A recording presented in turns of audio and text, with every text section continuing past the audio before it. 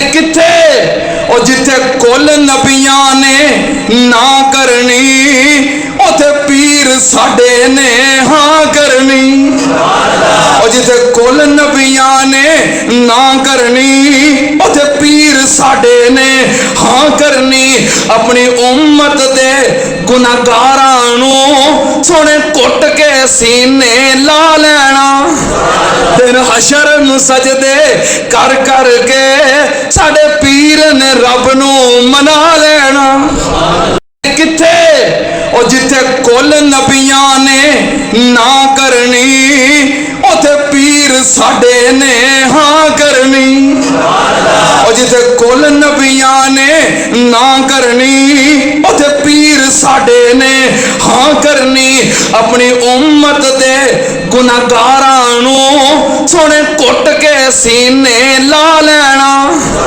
دن حشر نوں سجدے کر کر کے ساڈے پیر نے رب نوں منا لینا وآخر دعوانا ان الحمدللہ رب العالمین.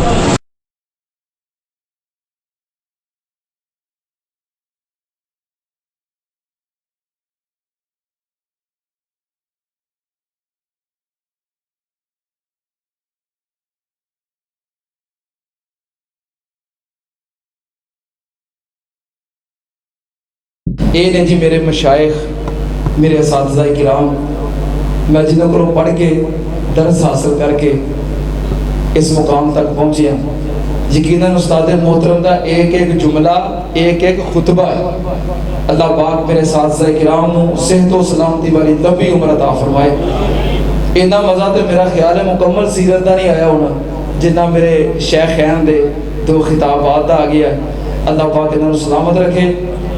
ماشاءاللہ آج میرے ایک اور شیخ موجود نے استاد محترم فضیلت الشیخ قاری القرآن فخر القرآن اور پاکستان دا بہت عظیم الشان نام محترم جناب حضرت قاری نوید الحسن لکھوی صاحب حافظہ اللہ تعالی تشریف فرمان ہے. انشاءاللہ قاری صاحب بھی اپنے وقت کے اندر تلاوت فرمان گے. ماشاءاللہ اساتذہ کرام دے خطابات دے دوران محترم جناب حضرت مولانا سردار عابد صاحب تشریف لے آئے. انہوں دی آمد تے ویسے میں ویلکم کہہ دیتا سی احد و مزادم مرحبا. اللہ پاک حضرت مولانا سردار عابد صاحب دل دا بائی پاس ہویا ہے اور بہت زیادہ بیمار بھی رہے نے. اج ماشاءاللہ صحت مند توانا اور نوجوان نظر آ رہے ہیں. دعا کرو اللہ پاک سارے شیخ مولانا سردار عابد صاحب نو شفائے کاملہ عاجلہ عطا فرمائے صحت و سلامتی عطا فرمائے. ہن تواڈے سامنے بلا تاخیر میں خطاب واسطے دعوت دیاں گا میرے برادر محترم اور جامعہ سلفیہ دے فیض یافتہ. انہوں نے بہت سارے تعارف نے مثلا وہ جامعہ سلفیہ دے فاضل بھی نے میرے دوست بھی نے جامعہ محمدیہ شیخو پورا دے پرنسپل بھی نے اس وقت وہ خطیب بھی نے ادیب بھی نے اور یونیورسٹی کے اندر پروفیسر بھی نے. بہت سارے تعارف نے لیکن ایک عظیم الشان تعارف جو یقیناً انہاں واسطے بہت بڑی سعادت دی بات ہے وہ تعارف کی ہے کہ حضرت شیخ القرآن خطیب پاکستان مولانا محمد حسین صاحب شیخو پوری رحمت اللہ علیہ انہاں دے پوتے نے انہاں دے چشم و چراغ نے تواڈے سامنے خطاب واسطے تشریف لے آندے نے.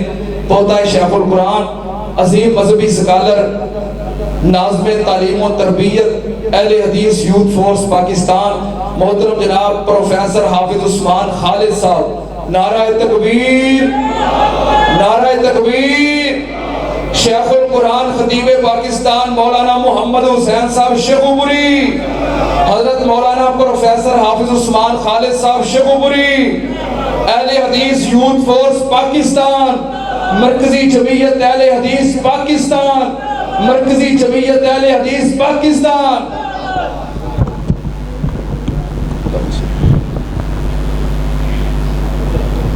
تاراں تو اٹھیو نا.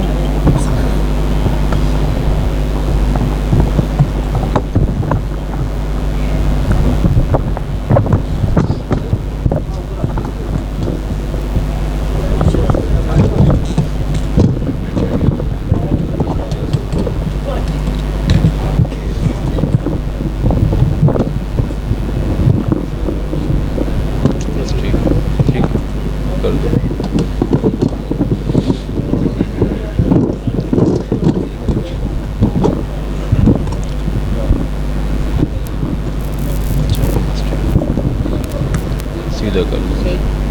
ٹھیک تھوڑا سا اوپر کر دیں, تھوڑا سا اوپر. چل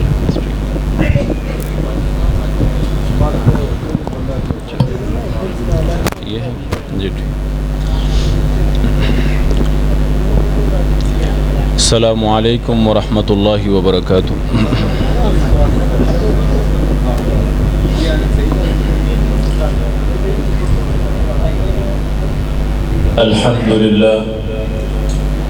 الحمد للہ وکفى والصلاة والسلام على اشرف الانبیاء.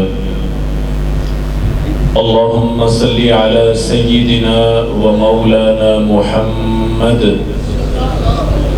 وعلى آل سيدنا ومولانا محمد وعلى أصحاب سيدنا ومولانا محمد وعلى أحباب سيدنا ومولانا محمد وعلى أزواج سيدنا ومولانا محمد وبارك وسلم تسليما كثيرا كثيرا.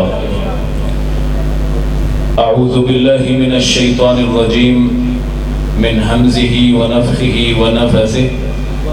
بسم الله الرحمن الرحيم. قل إن كنتم تحبون الله فاتبعوني يحببكم الله ويغفر لكم ذنوبكم والله غفور رحيم.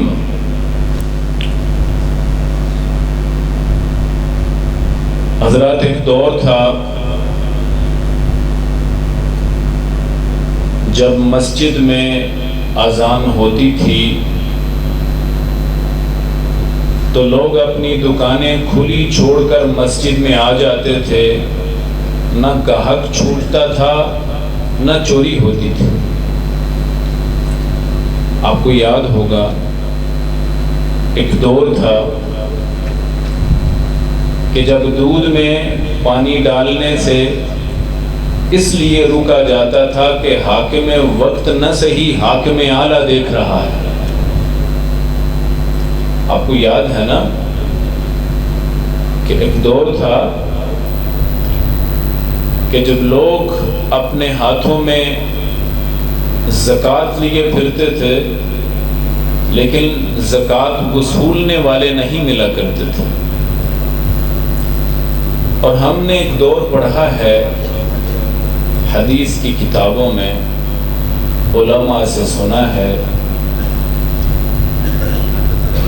کہ جب مدینہ طیبہ میں لوگ جرم کر لیتے تھے تو اپنے جرم کی سزا پانے کے لیے عدالت کی منتیں کیا کرتے تھے, طہرنی یا رسول اللہ.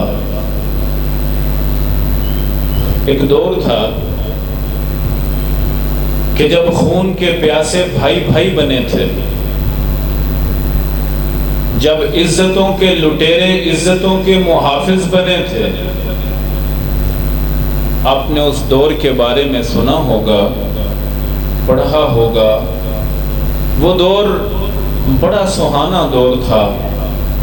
تاریخ انسانی میں ایسا دور پھر نہیں آیا, اس سے پہلے نہ کہا نہ سنا گیا تھا. اور وہ دور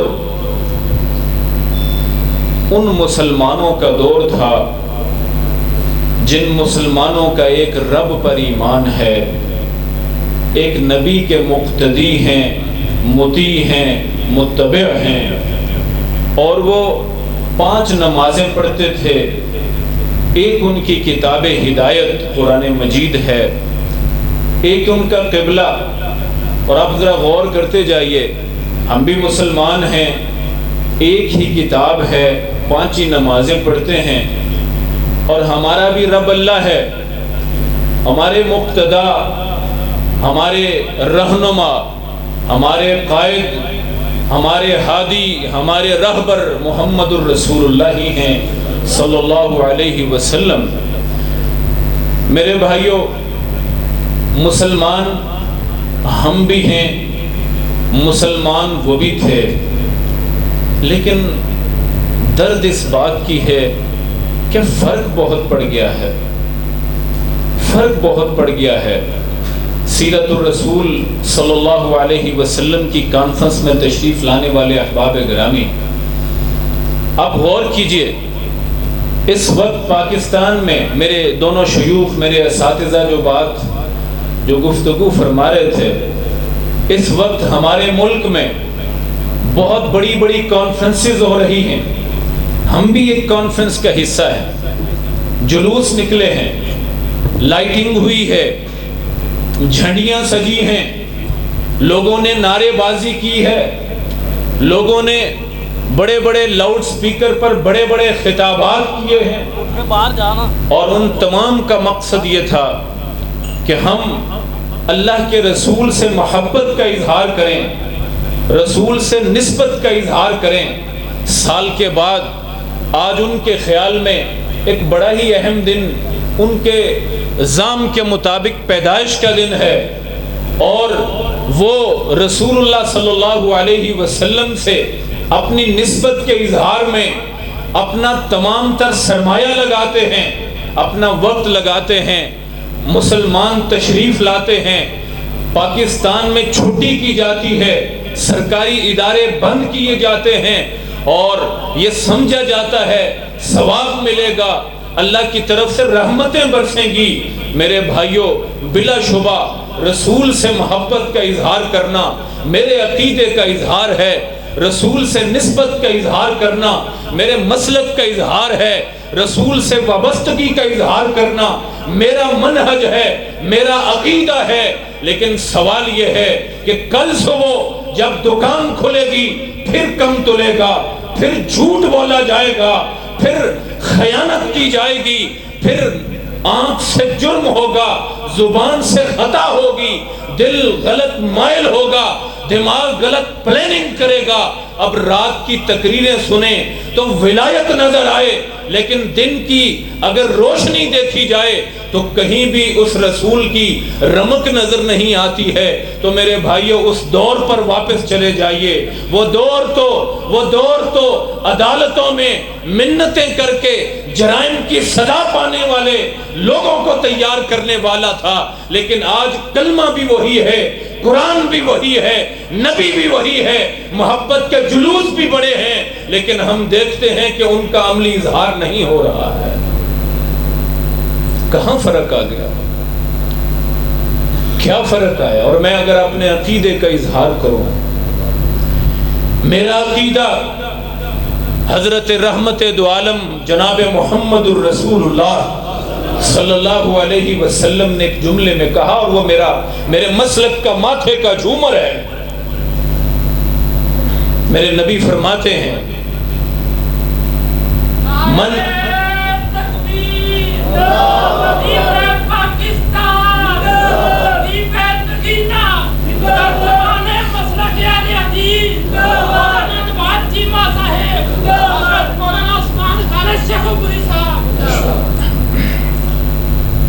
میرے مسلک میں میرے نبی سے نسبت کا عالم یہ ہے دوستو، آقا فرماتے ہیں، من نسی الصلاۃ علی خطئ طریق الجنہ۔ یاد رکھیے گا، میرے نبی سے اس مسلک میں نسبت کا عالم یہ ہے، ہمارا عقیدہ یہ ہے۔ نبی فرماتے ہیں کہ جس بندے نے نبی پر درود اور سلام کو بھلا دیا، وہ بندہ جنت کا راستہ بھول گیا ہے۔ میرا عقیدہ یہ ہے، مالک الملک نبی کی رفعت مقام اور نبی کی عظمت کو خود بیان کرتے ہیں۔ میرے نبی پر خود رحمتوں کا نزول فرماتے ہیں، صرف خود ہی نہیں، سارے فرشتے اکناف عالم میں میرے نبی کی رحمت، میرے نبی کی برکت، میرے نبی کی رفعت، میرے نبی کے مقام کا ذکر کرتے ہیں۔ ان اللہ وملائکتہ یصلون علی النبی یا ایھا الذین آمنوا صلوا علیہ وسلموا تسلیما۔ میرا عقیدہ یہ ہے، میرا منہج و مسلک یہ ہے کہ اللہ بھی رطب اللسان ہیں ذکر خیر البشر میں، اور اللہ کی ساری مخلوق بھی نبی کی تعریف و توصیف میں مصروف ہے، اور اس نے ہمیں کیا حکم دیا کہ یا ایھا الذین آمنوا صلو علیہ، مومنو تم بھی نبی کو سلیوٹ کیا کرو، ہدیہ عقیدت پیش کرو، سلام پیش کرو، ان کے لیے رحمت کی مقام محمود کی دعائیں کیا کرو۔ اور وہ مسلک جس مسلک میں یہ طے کر دیا جائے کہ جب بھی نماز پڑھنی ہے ویسے پڑھنا جیسے مدینے والے نے پڑھی تھی، تم نے درود پڑھنا ہے وہ پڑھنا جو مدینے والے نے سکھایا تھا، روزہ رکھنا ہے وقت تب شروع ہوگا وقت تب ختم ہوگا جس کی علامت نبی نے بتائی ہو، تم نے حج کرنا ہے ایک ایک عمل ایک ایک قدم ایک ایک لمحہ ویسے ہوگا جیسے رسول نے بتایا ہو، تمہارا عمرہ ویسے ہوگا جیسے نبی نے بتایا ہو۔ میں اس عقیدے کا حامل ہوں، میں اس عقیدے کا حامل ہوں میرے بھائیوں۔ نبی علیہ السلام سے حضرت سیدنا جبریل امی علیہ السلام پوچھتے ہیں کہ قرآن مجید کی آیت اتری ہے، رب اکبر کہتے ہیں وَرَفَعْنَا لَكَ ذِكْرَكَ، اے نبی تیرے ذکر کو بلند کیا گیا، کیف رفعت لک ذکرک یا رسول اللہ، اللہ پوچھتے ہیں اے نبی آپ کے ذکر کو کس طرح سے بلند کیا گیا؟ نبی فرماتے ہیں اللہ عالم، مجھے نہیں پتا کہ میرے ذکر کو کس طرح کس انداز سے بلند کیا گیا۔ اللہ تعالیٰ سے جبریل جواب لے کے آتے ہیں، اللہ فرما رہے ہیں نبی اذا ذکرت ذکرت معیا، حضرت رسول اللہ صلی اللہ علیہ وسلم سے رب کہتے ہیں اے نبی قیامت تلک اور قیامت کے بعد بھی میں نے تیرا ذکر یوں بلند کیا ہے کہ جہاں میرا ذکر ہوگا وہاں تیرا ذکر ہوگا۔ اذان میں اشہد ان لا الہ الا اللہ، آگے کیا پڑھتے ہیں اشہد ان، اور نماز پڑھتے ہیں آغاز میں کیا الحمدللہ، اور اتحیات میں کیا پڑھتے ہیں اللہم، میرے نبی کا ذکر جہاں رب کا ذکر، اور کوئی بھی عبادت لے لیجئے اگر آپ طریقے کی بات کریں حکم رب کا ہے ادا مصطفیٰ کی ہے، حکم اللہ کا ہے اس طرح پڑھو، ادا نبی کی ہے یوں پڑھی جائے گی۔ میرے نبی نے اپنی پوری زندگی اللہ کے حکم کی تابعدار کی ہے، اور یہ مسلک اہل حدیث کا ترہ امتیاز ہے۔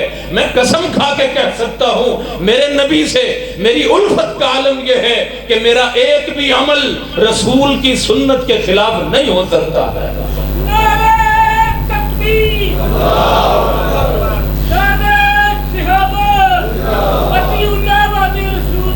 میرے رب نے میرے نبی کو جو شان دی ہے غور سے سننا، کہا محمد فرق بین الناس، یہ جملہ آج آپ نے رٹ کے جانا ہے، 3 جملے، ایک ٹکڑا حدیث ہے صحیح حدیث ہے، فرمایا محمد، اونچی آواز سے، فرق، اردو زبان میں ہم بولتے ہیں فرق کرنا، فرق کرنا، بین الناس، میرا نبی محمد ترازو ہے، جو تل گیا اس کے لیے جنت کا دروازہ کھلا ہے، جو نہ تل سکا، جس کا عمل نہ تل سکا، اس کے لیے جنت کھل سکتی۔ محمد فرق بین الناس، لوگوں بلندی اور پستی کی بات ہوگی، بلندی محمد ہے، لوگوں حق اور باطل کی بات ہوگی، حق محمد ہے، لوگوں صحیح اور غلط کی بات ہوگی، صحیح محمد ہے، اس لیے کہ محمد فرق بین الناس، یہ ترازو لگا دیا میرے رب نے، جو ان پر تل گیا ہے وہ کامیاب ہوا، جو نہ تل سکا وہ کبھی بھی کامیاب ہو سکتا نہیں ہے۔ صحابہ کرام رضوان اللہ علیہم اجمعین، آج ہم نا بڑے آسان دور میں ہیں، بڑے آسان دور میں۔ ایک یونیورسٹی کی میں اسٹوڈنٹ تھیں، اس نے مجھ سے ایک سوال کیا، بھئی میں بات مختصر کروں گا، ہمارے مکرم خطباء تشریف لا چکے ہیں اور میں خطیب نہیں ہوں، اپنے بھائیوں اپنے دوستوں کی محبت میں یہاں حاضر ہو گیا۔ سوال یہ کرتی ہے کہ سر میں ان دنوں میں میلاد کے ذرا اس مسلک سے ہیں، سیرت کے بہت سے جلسے جلوس، بڑی آوازیں، بہت سارے لوگوں کو وابستہ دیکھتی ہوں. سب مجھے یہ بتائیے کہ لوگ مسجد میں تو بہت ہوتے ہیں اور تقریباً ایک محلے میں 8-10 مسجدیں تو عام ہیں، لیکن بازار میں ایماندار لوگ کیوں نہیں ملتے ہیں؟ جتنے مسجد میں نمازی ہوتے ہیں اتنے بازار میں ایماندار کیوں نہیں ملتے ہیں؟ کیوں بھی سوال بنتا ہے کہ نہیں بنتا ہے؟ یہ آج کے دور کا سوال ہے. آج کے دور کا سوال ہے کہ میرے کردار میں اور میرے عقیدے میں، میرے علم میں، میرے عمل میں فرق کیوں آ گیا؟ یہ سوال ہے. اذان کے ہوتے ہی مسجد میں تشریف لائے، جس کو اللہ توفیق دے. اللہ سے دعا کریں اللہ ہم سب کو نماز کی توفیق دے، اور اللہ ایسی نماز کی توفیق دے جو دل کی نماز ہے، جو جسم کی نماز ہے، جو روح کی نماز ہے، جو کردار کی نماز ہے. آپ کے پاس جواب ہو تو ہو، میں تو خاموش تھا. اور یہ حقیقت ہے. ہم پانی خالص نہیں بیچ سکے. دودھ تو دور کی بات تھی، سونا تو بہت بڑی بات تھی. ہم تو پانی بھی یہودیوں کی ملٹی نیشنل کمپنی سے خریدتے ہیں پینے کے لیے، اور ہیں کون کہ ہم امت محمد کے سپوت ہیں. اور خواہش یہ ہے کہ اگر کوئی نبی کے بارے بات کرے اس کا سر تن سے جدا کر دے. کیا ہو گیا؟ رسول اللہ صلی اللہ علیہ وسلم کے صحابہ حضرت انس کہتے ہیں کنت ساقی القوم، میں اس شام شراب پلانے والے میں سے میں تھا. ابھی شراب حرام نہیں ہوئی ہے، اور اس حویلی میں شراب تقسیم کر رہا ہوں، ساقی تھا. اور ہم نے گلی سے آواز سنی، اور آواز یہ تھی کہ الا ان الخمر قد حرمت. لوگوں، نبی محترم کا حکم یہ ہے کہ آج کے بعد شراب کو حرام کر دیا گیا ہے. آپ جانتے ہیں شراب کا جو نسلوں سے ایک تو عام نشئی ہوتا ہے نا، جو نسلوں سے نشئی ہو نا اس کو کوئی سود بود نہیں ہوتی ہے. اس دورانیے میں ایسے عالم میں جب پلایا جا رہا تھا، یہ آواز کانوں کے پردوں سے ٹکراتی ہے، الا ان الخمر قد حرمت. اور لوگوں، نبی کا پیغام سنو، اور شراب پینے والوں، شراب نوشو، ایسے عالم میں بیٹھے ہوئے لوگوں جن کو نشہ طاری ہے، نبی کا فرمان یہ ہے کہ آج کے بعد رب نے شراب کو حرام کر دیا گیا ہے. صحابی کہتے ہیں اس کے بعد دیکھا کیا گیا کہ جس کے منہ کے ساتھ مٹکا لگا ہوا ہے وہ ہاتھوں کو چھوڑ دیتا ہے، وہ منہ تک نہیں لے جاتا. جس کے منہ میں گھونٹ ہے وہ تھوک دیتا ہے. دیکھا کیا گیا مدینے کی گلیوں میں، نالیوں میں پانی کی جگہ شراب بہتی تھی. یہ عمل تھا ان لوگوں کا جن پر اتراتے ہوئے کہتے ہیں کہ ہم نے مدینہ طیبہ کی ریاست بنانی ہے. آج شراب بیچو گے، جوا عام کرو گے، سود کو کھلا چھوڑو گے، اور ٹرانسجینڈر جیسے اخلاق باختہ قوانین پاس کرو گے، تو اللہ کی قسم ہے ہم اس دنیا میں زبوں حال تو ہو سکتے ہیں، ریاست مدینہ بن سکتی نہیں بن سکتی. ریاست مدینہ افراد کی تیاری سے ہوتی. اور اس سے ملتا ہوا ایک اور واقعہ ہے. رسول اللہ صلی اللہ علیہ وسلم کا پیغام ملا. گدھا، گھریلو گدھا حلال تھا اس وقت تک. ہنڈیا چڑی ہوئی ہے، بھوک لگی ہوئی ہے، آواز آتی ہے ینادی منادن. آواز کیا دیتا ہے؟ ان اللہ ورسولہ ینہیانکم عن لحوم الحمر الاہلیہ. اے بھوکو پیاسو. صحابی کہتے ہیں کہ اس وقت ہنڈیا میں وہی گوشت رکھا ہوا تھا اور اللہ کے رسول کا پیغام ملا. بھوک کہتے ہیں بڑی لگی ہوئی تھی اور گوشت کی خوشبو بھی تنگ کر رہی تھی. اس وقت پیغام ملا کہ اللہ اور اس کے رسول نے گھریلو گدے کو حرام قرار دیا ہے. فَأُقْفِيَتِ الْقُدُورِ، جائیے حدیث پڑھیے، صحیح بخاری کی روایت ہے. صحابہ نے وہیں پر اپنی بڑی بڑی دیگچیوں کو انڈیل دیا اور یہ عملاً کہا کہ جب کان میں حدیث رسول پڑ جاتی ہے تو صحابی وہ ہوتا ہے، شاگرد وہ ہوتا ہے، مومن وہ ہوتا ہے جو سب کچھ قربان کر دے. رب کی بات کو بھی بڑا کرتا ہے، نبی محمد کی بات کو بھی بڑا کرتا ہے. آئیے کوشش کریں، آپ سیرت النبی کانفرنس کے اس خوبصورت اور شاندار اور فقیر المثال پنڈال میں موجود ہیں، اللہ کے گھر میں تشریف فرما ہے. ایک سبق ضرور سیکھیے گا. آج کے بعد نبی کا ایک پیغام ملے اپنی زندگی میں نافذ کروں گا انشاءاللہ. میں اہل حدیث ہوں، میں منہج سلف پر ہوں، میرا عقیدہ، میرا مسلک صحابہ کا ہے، تو میرا عمل بھی وہی ہوگا جو میری زبان سے، میری آنکھ سے، میرے دل سے، میری نگاہ سے، میرے کردار سے، میرے افکار سے، میرے اعمال سے نظر آئے گا.